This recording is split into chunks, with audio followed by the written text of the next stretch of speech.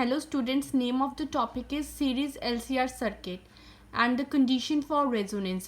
बच्चे last 2 videos में मैं डिस्कस कर चुकी हूँ LCR सीरीज मेथड, जिसमें मैंने analytical as well as phasor method discussed किया था और उसमें हमने I0 और Z की वैल्यू निकाली है. तो उसी के साथ हम इसकी रेजोनेंट कंडीशन पढ़ेंगे. अगर आपको पेपर में ये क्वेश्चन आता है तो आपको एनालिटिकल मेथड, फेजर मेथड और ये कंडीशन ज़रूर बतानी है, और कई बार ये अकेला 2 मार्क्स में आ जाता है. सो कंडीशन फॉर रेजोनेंस क्या है? LCR सर्किट वो जिसमें करंट मैक्सिमम होगा. Resonant means maximum value of current. So a series LCR circuit in which the current is maximum is called series resonant circuit. So peak value of current हम already पीछे निकाल चुके हैं. मैंने इसीलिए बोला है पिछली 2 वीडियोस देखनी ज़रूरी है, तभी आपको ये समझ आएगा concept. I0 will be maximum only when this denominator is minimum. जब ये मिनिमम होगा तभी I0 मैक्सिमम होगा. So I0 will be maximum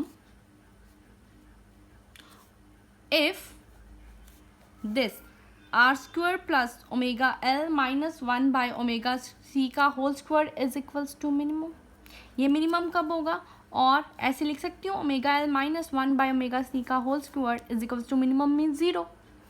सो बच्चे स्क्वायर रूट ले लिया दोनों साइड पे, तो आपके पास आ गया ओमेगा एल माइनस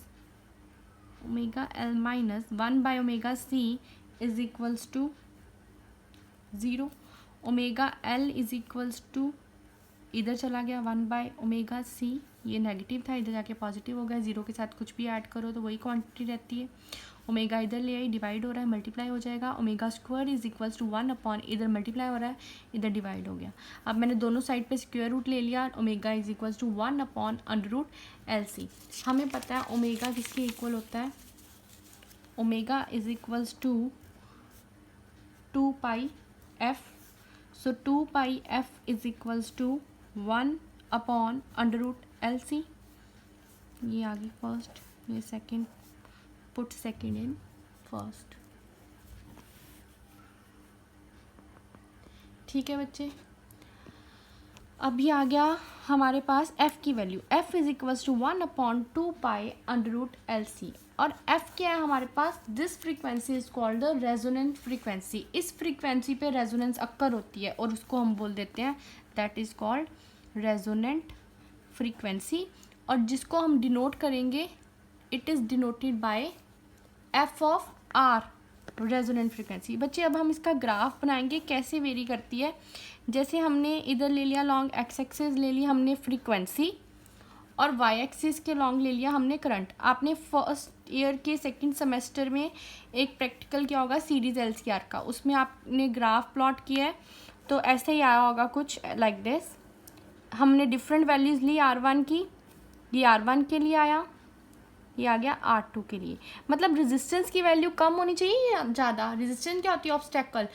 रेजिस्टेंस की वैल्यू कम होगी तभी करंट मैक्सिमम आएगा. इसको बोल दिया I0. I0 क्या? मैक्सिमम करंट, नॉट से रिप्रेजेंट कर दिया. और ये जो फ्रीक्वेंसी आई है that is called resonant frequency FR. Same आ रही है. यहाँ पे करंट मिनिमम आ रहा है, यहाँ पे करंट मैक्सिमम आ रहा है. दैट मीन जो R1 है इसकी वैल्यू कम है, रेजिस्टेंस कम है. किससे? R2 से.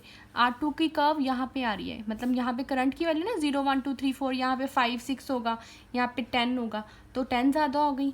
यहाँ पे सपोज 6 है, यहाँ पे 10 नहीं होगा ना. ऐसे ग्राफ प्लॉट कर रहे हैं 0 1 2 3, तो ये मैक्सिमम करंट की वैल्यू आ गई हमारे पास. उसको बोल देते हैं हम रेजोनेंट फ्रीक्वेंसी. और इसको हम असेप्टर सर्किट भी बोलते हैं.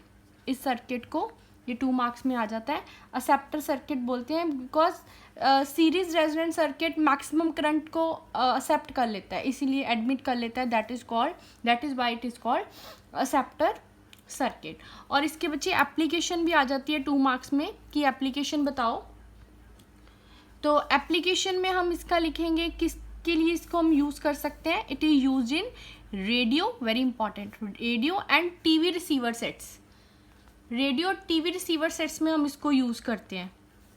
जैसे आप FM वगैरह स्टेशन लगाते हो ना, तो 92.7 FM, 92.7 FM.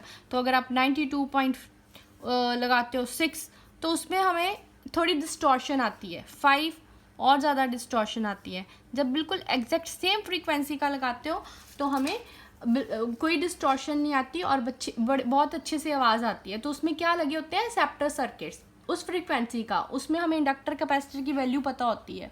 सो वहाँ पे हम इसको यूज़ करते हैं। होता कैसे है कि कोई ट्रांसमिटिंग सिग्नल है जहाँ से सिग्नल्स आ रहे हैं, तो वहाँ से तो डिफरेंट फ्रीक्वेंसीज आती है, डिफरेंट फ्रीक्वेंसीज आएंगी, ठीक है।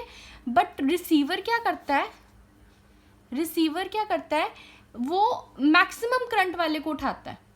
वो receiver set picks up signal of that frequency for which the current is maximum, जिसमें करंट मैक्सिमम होता है उस फ्रीक्वेंसी के सिग्नल को उठा लेता है।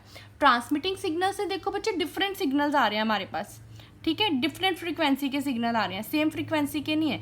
बट रिसीवर का काम क्या होता है, वो मैक्सिमम करंट वाली फ्रीक्वेंसी को पिक कर लेता है। सो इसीलिए जब हम एफएम के स्टेशन चेंज करते हैं तो आप करके देखना आज इसी को कि रेडियो लेना और स्टेशन चेंज करके देखना, जो आसपास होंगे ना जैसे 92.7 लगाओगे तो उसके आसपास वाले भी डिस्टॉर्शन आएगी, मतलब जिसमें मैक्सिमम करंट उन्होंने सेटअप की हुई है वो फ्रीक्वेंसी, उसमें एल और सी की वैल्यू पता है। So this is very important. आपको कोई भी डाउट है इस डेरिवेशन में या इसमें तो प्लीज़ आप मेरे को कमेंट में लिख सकते हो। Thank you students.